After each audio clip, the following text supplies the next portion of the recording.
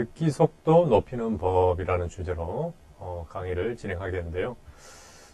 듣기 속도를 높인다는 말이 어떻게 생각해 보면은 조금 그 말이 안 되는 것 같기도 합니다. 왜냐하면은 듣는다는 것은 이미 우리들이 영어를 들을 때 이미 어디에 녹음되어 있는 거라든지 아니면 원어민이 자기 속도대로 이렇게 말하는 걸 듣는 거죠. 그래서 우리가 어떤 듣는 그 내용을 속도를 이렇게 마음대로 조절을 할 수 있는 범위가 아닌 경우가 많죠. 그래서 특히 속도를 높인다는 것이 무슨 말인가라고 이렇게 조금 감이 안 오실 겁니다. 그래서 조금 이제 설명드리자면요. 어떤 같은 속도의 어떤 내용을 듣더라도 그 내용을 이해하는 이해도를 더 높인다는 말로 생각하시면 되겠습니다. 그러니까 청해력을 높인다는 거죠. 들어서 이해하는 그런 범위를 넓힌다라고 생각하시면 되고요. 또 어떻게 보면은 실제로 속도를 높인다는 말이 될 수도 있는 게 우리가 이제 영어를 처음 시작하거나 이제 저학년 학생들일수록 조금 천천히 이제 녹음되어 있는 내용을 들려줘야 되죠. 그리고 선생님이 읽어주실 때도 천천히 읽어주셔야 되는 거고, 그 다음에 영어 실력이 높아질수록 더 빠른 내용, 그죠? 더 빠른 내용을 이렇게 들려줘도 그거를 이제 다 감당해내는 거죠. 그래서 그렇게 봤을 때 어떤 더 빠른 영어를 들을 수 있는 법 내지는 듣고 이해하는 청해력을 이제 효율적으로 청해력을 높이면서 듣는 법, 이런 식으로 그 오늘 강의를 생각해 주시면 되겠습니다. 자, 일단은 질문을 하나 드리고 이제 강의를 시작해 볼까요? 나는 듣기보다 읽기가 더 편하고 강하다라고 느끼시는 분은 손을 들어주시기 바랍니다. 네, 아마 그 강의를 들으시는 대부분이 아마 손을 들으셨을 것으로 믿습니다. 자, 왜 이 질문을 드렸는지 한번 보겠습니다. 많은 사람들이 자신은 듣는 것보다 읽는 것을 더 잘한다고 믿고 있죠. 아마 여러분도 대부분도 그러실 거고요. 그런데 그 한 사람의 독해와 청해 능력을 객관적으로 비교 평가한다는 것은 사실은 어떻게 보면 불가능하죠. 본인이 어떤 한 가지 글을 가지고 그게 귀로 들려오는데 들려오는 거랑 그 들려오는 내용을 눈으로 스크립트를 읽어가지고 이해하는 거랑 그걸 비교한다는 말인데 사실은 그게 불공평한 거죠. 뭔가를 먼저 그 내용을 먼저 들었다라고 그러면은 그 두 번째 읽는 것이 더 유리할 수가 있죠. 읽는 순서일 때는 두 번째 같은 내용을 읽는 거기 때문에 거꾸로 뭔가를 미리 눈으로 독해를 한 이후에 또 귀로 듣는다고 그러면은 듣는 입장에서 더 유리할 수가 있죠. 두 번째 듣는 것이기 때문에 이미 독해를 통해서 정보가 확보가 된 상태에서 다시 듣는 것이기 때문에요. 그래서 어떤 같은 내용을 가지고 뭔가를 들어서 어떤 나의 독해 능력과 청해 능력을 비교 평가한다는 것은 불가능한 것이 어떻게 보면요. 그래서 그런 이제 환경 만들기 자체가 이제 어렵다는 겁니다. 그래서 굳이 비교 평가를 뭐 할 수 있는 방법이 있죠. 그래서 난이도가 비슷하고 분량이 비슷한 그런 두 가지 글로 하나는 듣기 평가를 하시고 하나는 읽기 평가를 해서 그 결과를 이제 비교해 보시면 되는 거죠.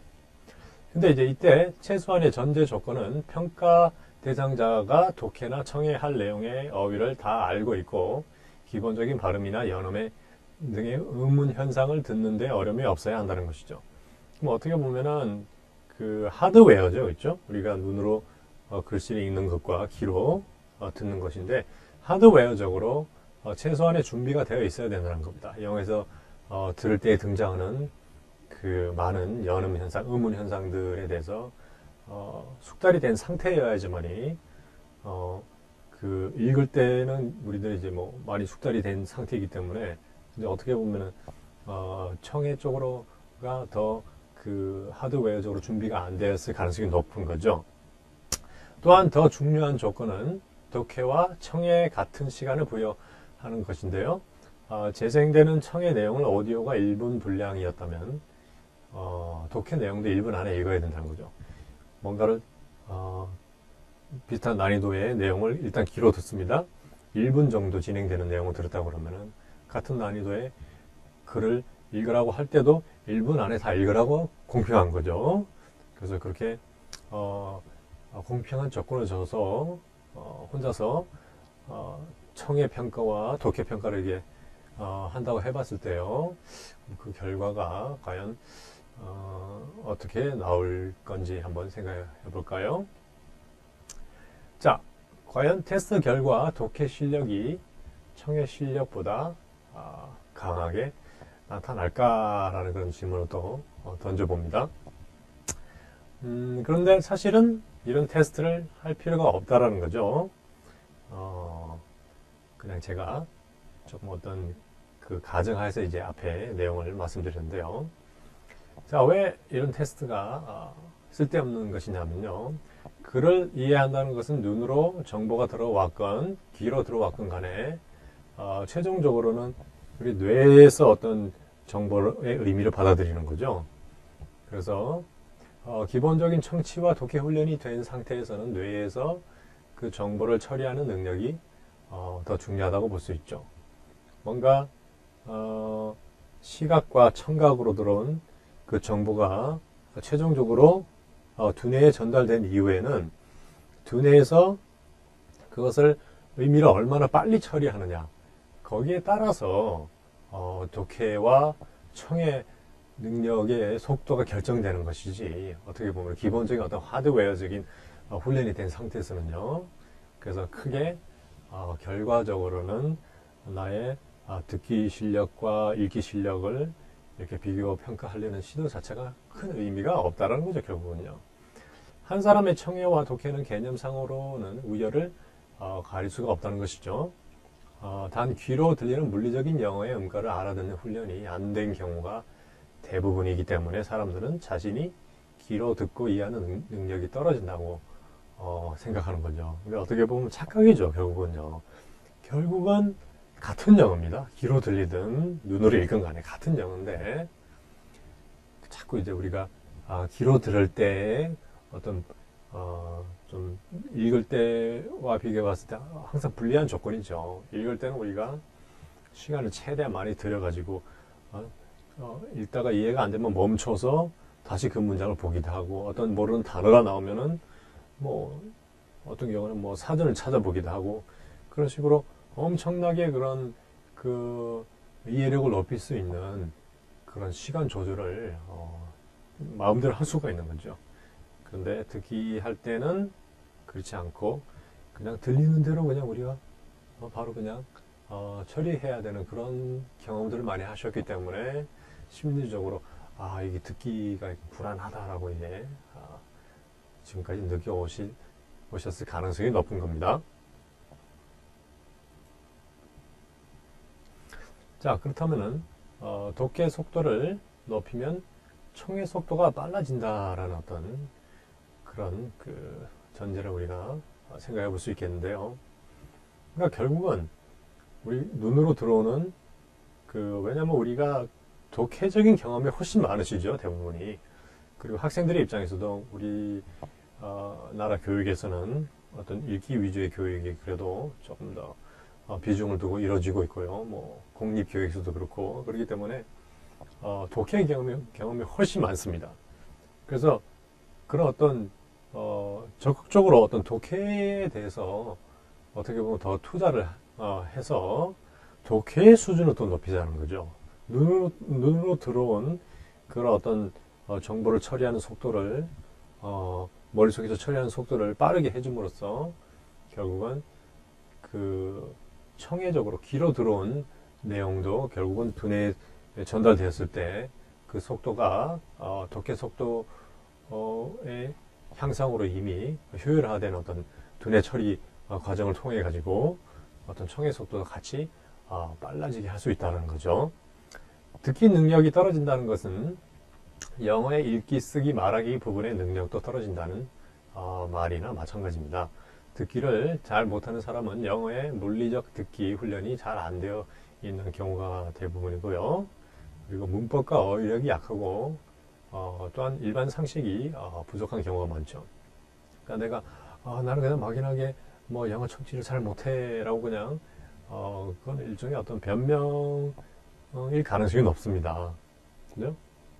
영어를 잘 듣는다는 것은 그 영어 속에 담겨 있는 여러 가지 어휘, 문법, 일반 상식, 문화적 이해, 뭐 이런 다양한 것들이 다 종합되어 가지고 내가 영어를 듣고 이해하는 건데 그런 것은 다 그냥 무시해버리고 물리적으로 난 잘 못 들어 자꾸 이런 식으로 이제 자신의 그런 어떤 좀 영어 실력이 낮은 거에 대해서 그렇게 조금 이제 변명조로 그렇게 스스로 핑계를 대고 있는 그런 상황이 많을 수 있습니다. 그래서 물리적 그 듣기는 어떤 단기간의 강도 높은 훈련으로 강화될 수가 있습니다. 성인으로서는 어떻게 보면은 그 학습을 해야 된다고 그랬죠. 어떤 영어 음가에 대해서, 발음의 원칙에 대해서, 음절에 대해서, 액센트, 인토네이션 이런 걸 단기적으로 학습을 하셔가지고 거기에 맞게끔 강 훈련을 해주시면은 단기간 내에 분명히 강화될 수 있는 부분이고요. 문법과 어휘력은 장시간의 인내와 노력이 필요하죠. 좀 시간이 더 많이 드는 거죠. 제대로 문법을 처리하시려면은 계속해서 훈련이 필요하고, 어휘력도 독서를 계속 하시는 가운데에 점차 이제 늘어나는 거죠. 자, 일반 상식 같은 것도 있죠. 많이 알수록 영어로 들으면은 우리말로 이미 내가 신문에서 읽어봤다거나 옛날에 독서를 했다거나 내가 관심이 있는 분야에 그래서 우리말로 관심이 있었던 분야의 것을 영어로 듣더라도 그것을 더 빨리 이해할 수 있는 거죠. 그러니까 그런 자기가 듣고자 하는 영어의 그 분야에 대한 우리말 지식이 먼저 있는 것이 어떻게 보면 그 청해의 그런 결과를 좋게 할 수가 있는 거죠.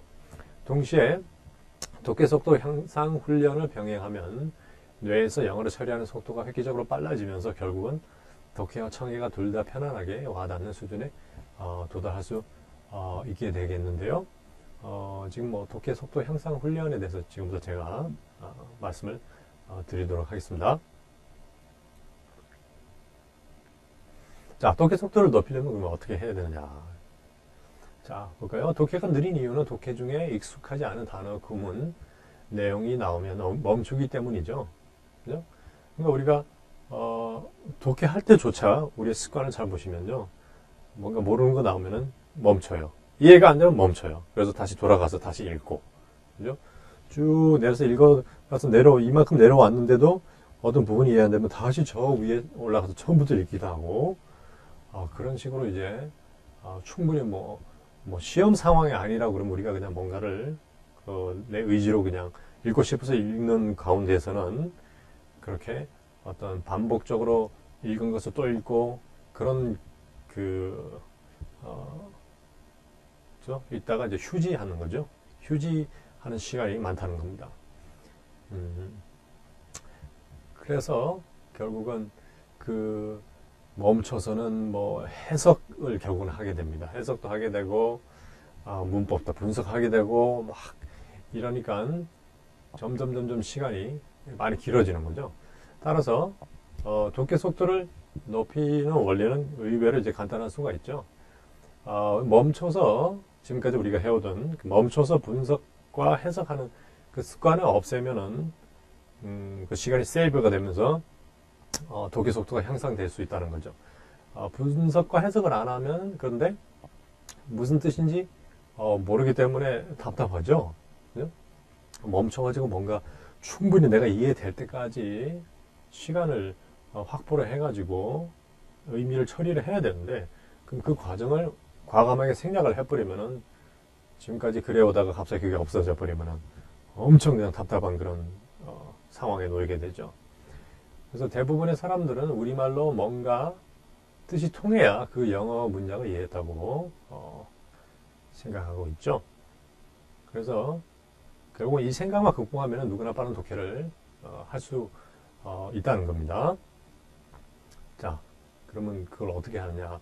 영어를 영어로 받아들이고 영어 속의 개념적인 의미가 머릿속에 떠오르게 하는 훈련이 필요하다는 거죠.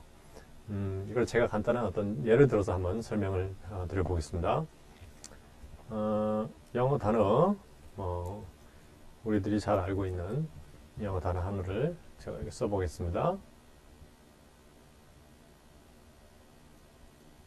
자, apple 있습니다. apple.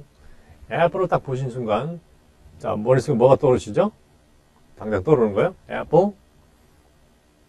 아마, 사과. 그죠? 사과라는 우리 단어가 먼저 떠오르실 겁니다. 지금까지 우리가 독해를 한다는 것이 어떻게 보면 지금 이게 제가 단어 하나를 설명드렸는데, 단어 하나를 봤을 때도 그 단어의 우리말 대응 개념이 사전적 번역 개념이 이렇게 사과가 먼저 떠오른다는 거예요. 그죠? 근데, 사실은 영어 속의 개념적인 의미가 머릿속에 떠오르게 해야 된다는 건 무슨 말이냐면은, 애플이라는 단어를 듣거나 보셨을 때, 사과라는 단어가 떠오르는 게 아니라, 머릿속에,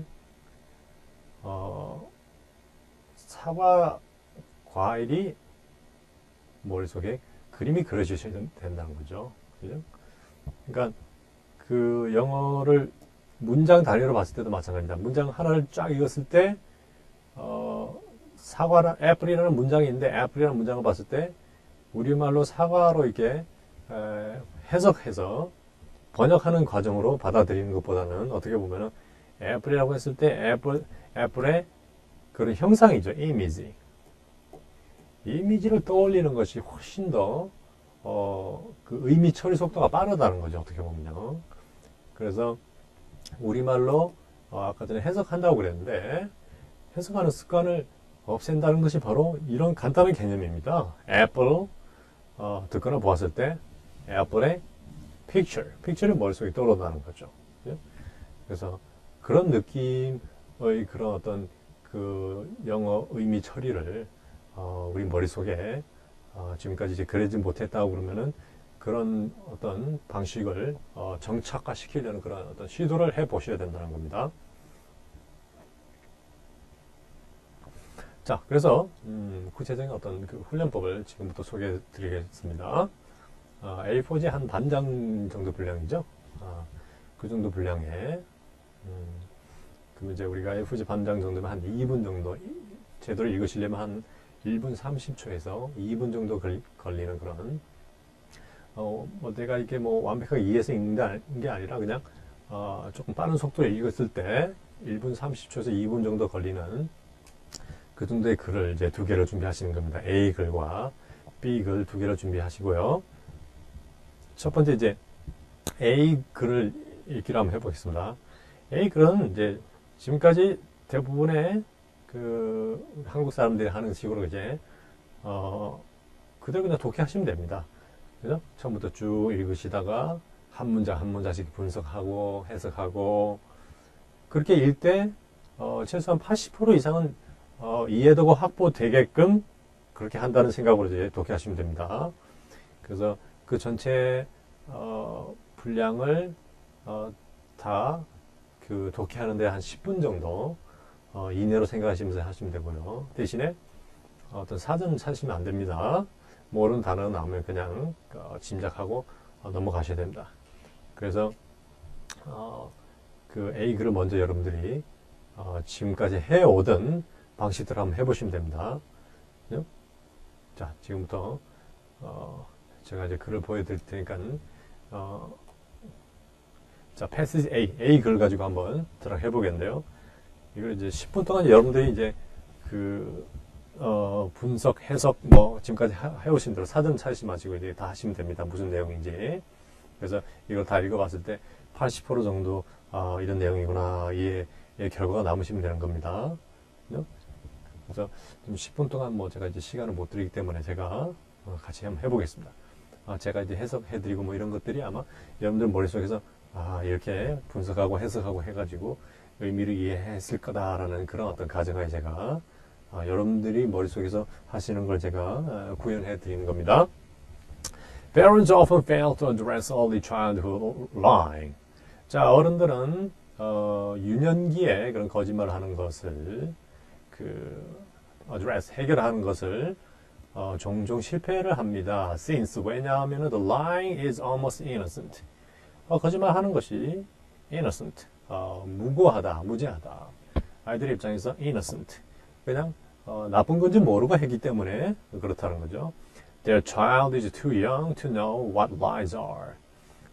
아이들이 거짓말이 뭔지를 알기는 너무 어리고, or that lie is wrong. 또 거짓말이 나쁘다는 것을 알기는 너무 어리다는 것을 알기 때문에 그냥 용인한다는 거죠. When the child gets older and learns those distinctions, 자, 아이들이 자라면서 그런 뭐 좋고 나쁨의 그런 옳고 나쁨의 그런 구분을 할 수 있을 때, the parents believe the lying will stop. 그러면 뭐 애들이 이제 철이 들면서 거짓말도 이제 멈추겠지라고 생각한다는 거죠. This is that wrong. 이거는 완전히 틀린 겁니다. According to Dr. Victoria Tower, 이 박사에 따르면요, the better a young child can distinguish a lie from the truth. 자, 한 어린애가 그 진실과 거짓말을 더 잘 구분할수록 the more likely he or she is to lie given the chance. 기회가 주어진다면은 그 아이는 거짓말을 할 가능성이 더 높아집니다. 오히려. Researchers test children with elegant anecdotes and ask, did Susie tell a lie or tell the truth? 자, 연구자들이 그 아이들에게 고전적인 그런 어떤 그 우화 같은 것을요 들려주는 실험을 해봤는데요. 그러고 나서는 그 등장인물 수지가 거짓말을 했니, 참말을 했니? 라고 이제 물어보는 그런 테스트를 한 거죠. The kids who know the difference are also the most prone to lie. 근데 테스트를 해봤더니 거짓말과 참말의 그런 차이점을 그 아는 아이일수록 거짓말을 더 가장 많이 했다는 거죠, 오히려. Ignorant of this scholarship, 이러한 그런 연구 결과에 무지한 채 many parenting websites and books advise parents to just let lies go. 많은 그 양육 조언을 주는 웹사이트라든지 그런 서적들이 부모들에게 그냥 거짓말은 하게 그냥 놔두세요라고 조언을 한다는 거죠. Kids will grow out of it. 왜냐하면은 성장하면서 그 거짓말하는 습관에서 이제 벗어날 것이기 때문에라고 주장하면서요. The truth is, kids grow into it. 근데 사실은 아이들은 오히려 점점 거짓말하는 것이 늘어난다는 거죠. 자라가면서. 자, 그래서 이거를 여러분들이 혼자서 이렇게 쭉 기존에 하시던 대로 위에서부터 순서대로 차근차근 해오셨다 그러면 제가 방금 했던 그런 식으로 그 독해의 결과물이 독해 이해한 것이 우리말로 남았겠죠. 결국은 방금 제가 여러분들한테 말씀드린 내용을 그 원문을 없애고는 자 방금 무슨 내용을 독해하셨어요? 라고 영어로 얘기해 보세요. 이렇게 하는 것보다 우리말로 해보세요 하는 게 훨씬 편하시겠죠. 그래서 결국은 영어 원문은 다 사라져버리고 그 결과문이 의미만 우리말로 남아있는 거죠. 결과적으로요. 그래서 이렇게 남는 것이 결국은 우리가 지금까지 해왔던 어떤 그 독해의 어떤 실상이라고 보실 수 있습니다. 뭔가 이렇게 번역하고 해석해가지고 의미가 조금 나한테 더 확실하게 남아있으니까 아주 편하죠. 편하고 뭔가 제대로 한 것 같은 그런 뿌듯함이 드는 것이 우리의 지금까지의 어떤 독해법이었다라는 거죠. 근데 이렇게 하면은 결국은 나중에 그 청해할 때 이런 독해 습관이 청해에 방해가 되는 게 문제입니다.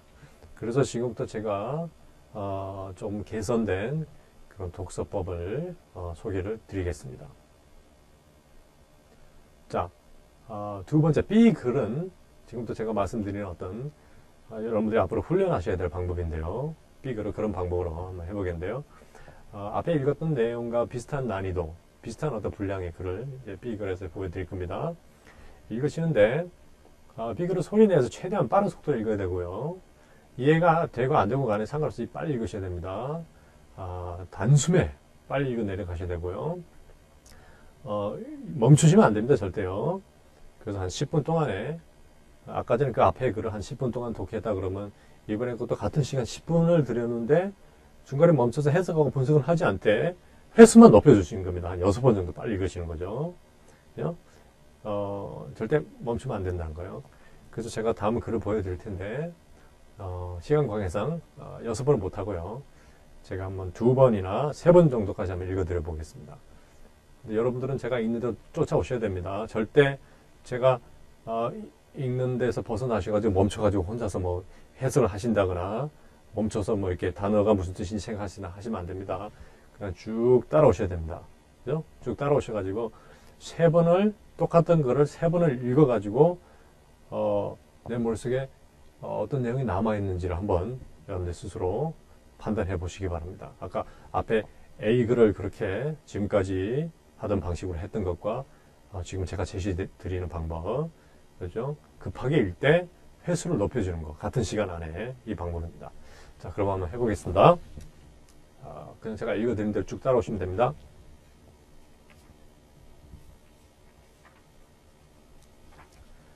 자, 알겠습니다. The good news is that it's never too late to start building up muscle strength, regardless of your age. Ideally, though, it's best to start in your mid-40s when muscle mass starts to decline significantly.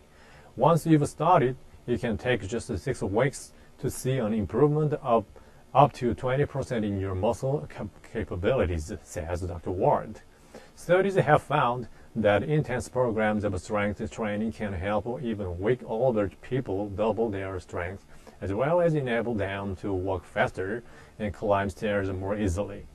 And muscle isn't all you gain. Strength training can help combat osteoarthritis, depression, and risk factors for heart disease and diabetes. 자, 두 번째입니다. 계속 따라오세요. The good news is that it's never too late to start building up muscle strength, regardless of your age. Ideally, though, it's best to start in your mid-40s when muscle mass starts to decline significantly. Once you've started, it can take just 6 weeks to see an improvement of up to 20% in your muscle capabilities, says Dr. Ward. Studies have found that intense programs of strength training can help even weak older people double their strength, as well as enable them to walk faster and climb stairs more easily. And muscle isn't all you gain. Strength training can help combat osteoarthritis, depression, and risk factors for heart disease and diabetes. 자, 마지막 세 번째입니다. The good news is that it's never too late to start building up muscle strength regardless of your age. Ideally, though, it's best to start in your mid-40s when muscle mass starts to decline significantly. Once you've started, it can take just 6 weeks to see an improvement of up to 20% in your muscle capabilities, says Dr. Ward. Studies have found that intense programs of strength training can help even weak older people double their strength, as well as enable them to walk faster and climb stairs more easily. And muscle isn't all you gain. Strength training can help combat osteoarthritis, depression, and risk factors for heart disease and diabetes. 자, 여러분들이 3번 급하게 읽으신 겁니다. 이걸 이제 어떤 분은 이제 뭐 첫 번째 제가 읽어 들으셨을 때도 거의 뭐 100% 다 이해하신 분도 계실 거고요. 어떤 분은 3번 다 읽어 들은데도 무슨 내용이야 하고 전혀 머리에 어떤 아무것도 안 남아있는 그런 그 두 부류로 나눌 겁니다. 그러니까 어떻게 보면은 첫 번째 이해가 다 되신 분들은 그만큼 영어 훈련이 많이 되신 거죠. 어떻게 보면요. 그래서 내가 이 정도면은 영어 실력이 좀 괜찮구나 라고 생각하시면 되겠고, 세 번째까지도 했는데 이거 뭐지? 이런 분들은 조금 영어를 좀 더 열심히 해야 되겠구나. 내가 앞으로 영어 학생들의 지도를 할 때 이 실력 가지고는 안 되겠구나 라고 좀 생각하시면서 더 분발을 하셔야 되겠습니다. 방금 읽으신 내용은 우리 수능 시험에 나오는 정도의 그런 어떤 글인데요. 수능 시험에 나오는 것은 일반적으로 성인들이 읽는 보통 성인들이 읽는 수준의 그런 어떤 난이도의 글들이라고 보시면 됩니다. 그래서 웬만한 성인이라면 다 알아들어야 될 그 정도의 내용입니다. 우리말로 만약에 했다고 그러면요. 그래서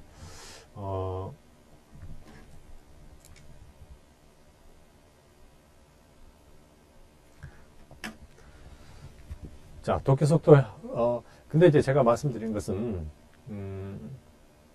그 두 가지가, 어떻게 보면 상당히 어떤 그 읽기 방식이 너무나 이제 급진적인 이제 차이가 있는 방식이죠. 방식인데, 이제 마무리 이제 해야 되겠습니다. 자, 보시면은, 자, 그 결과를 보시면은, 둘 다 비슷한 어떤 10분 정도의 시간을, 에너지를 소비했다고 보면요. A글에 대한 이해와 B에 대한 이해는 성격상 엄청난 차이가 있는 거죠. A글은 우리말로 이해한 것이고요. B글은 영어 자체로 이해했다는 겁니다. 제가 그렇게 빨리 읽어드리면서 여러분들한테 멈출 시간을 안 드렸다는 것은 분석하고 해석할 여유를 안 드렸다는 겁니다. 그렇죠? 그렇지만 그거를 이제 반복되는 과정에서 어떤 경험을 하셨어요? 첫 번째 읽었을 때 처리 안 된 부분이 두 번째 읽었을 때는 그쪽에 좀 더 신경 쓰시니까 이제 의미가 복원이 되었겠죠. 점점 횟수가 늘어나면서 처음에 이해 안 됐던 부분들의 그런 퍼즐 조각들이 맞춰지면서 점점 그림이 완성돼가는 그런 느낌을 가지셨을 겁니다. 그래서 그렇게 해서 여러분들이 점점 횟수가 반복됨에 따라서 더 이해도가 높아지는 그런 것이 어떻게 보면은 전혀 우리말의 어떤 개입을 없애기 위해서 멈추는 시간을 안 주었기 때문에 그게 우리말로 번역되거나 분석되거나 해석됐다고 볼 수는 없는 거죠. 어떻게 보면은. 그래서 그렇게 하다 보면 아까 전에 제가 말씀드린 apple을 제시했을 때 사과가 아니라 apple의 picture이 떠오르는 것 같은 그런 경험을 하실 수 있도록 우리 두뇌에다가 그런 환경을 만들어주는 어떤 한 과정으로 생각하시면 되겠습니다. 그죠? 자, 우리의 어떤 두뇌 입장에서는 상당히 당황했겠죠. 그렇게 지금까지 그렇게 하지 않다 그렇게 읽어봤으니까요. 자, 그래서 과도기적인 이런 훈련을 이제 하시게 되면 과도기적인 혼란에 빠지고요. 그러면 두뇌가 처음에는 이제 혼란을 겪다가 결국은 이제 적응하게 됩니다. 우리의 뇌는 길들이기 나름입니다. 우리말로 전환되는 영어에 익숙한 우리의 뇌는 우리말의 개입을 차단하기 위해서 계속해서 빨리 읽고 자주 읽어주는 읽기를 통해서 차츰 우리말로 개념을 정리하는 습관을 포기하게 되고요. 영어를 영어 자체로 받아들이는 방식에 적응하게 됩니다. 여러분들이 과감하게 뭔가를 뜯어 고칠 생각을 하시고요. 당분간 힘드시지만 그런 훈련을 한번 해보시라는 겁니다. 이런 훈련을 통해서 우리의 뇌 속의 영어는 영어로 사고하고 처리하는 별도의 방을 만들게 되겠고요. 우리말과 영어가 서로 간섭하는 과정을 차단하기 위해서는 우리말 방과 영어 방의 분화가 필수 과정이라고 했습니다. 그러니까 어떤 그 우리말을 할 때와 영어 바이링구얼 있죠? 바이링구얼 영어와 우리말을 이제 거의 모국어 수준으로 같은 수준을 할 수 있는 그런 사람을 바이링구얼이라고 그러죠. 그런 바이링구얼들의 어떤 그 두뇌의 어떤 그 혈액 흐름을 이렇게 촬영해봤을 때 영어로 얘기할 때는 어떤 그 두뇌의 어떤 특정 부분이 이렇게 그 빨간색으로 이렇게 표시되는 거죠. 활동이 많다는 거.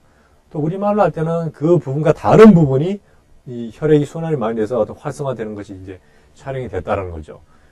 그런 그 연구 결과를 봤을 때 분명히 처리하는 방이 다르다는 거죠. 근데 우리는 자꾸 영어를 할 때도 자꾸 우리말로 번역하고 이러니까 그게 방이 분화된 게 아니라 같은 방에서 안에서 영어랑 한국말이랑 같이 처리하려고 그러는 거죠.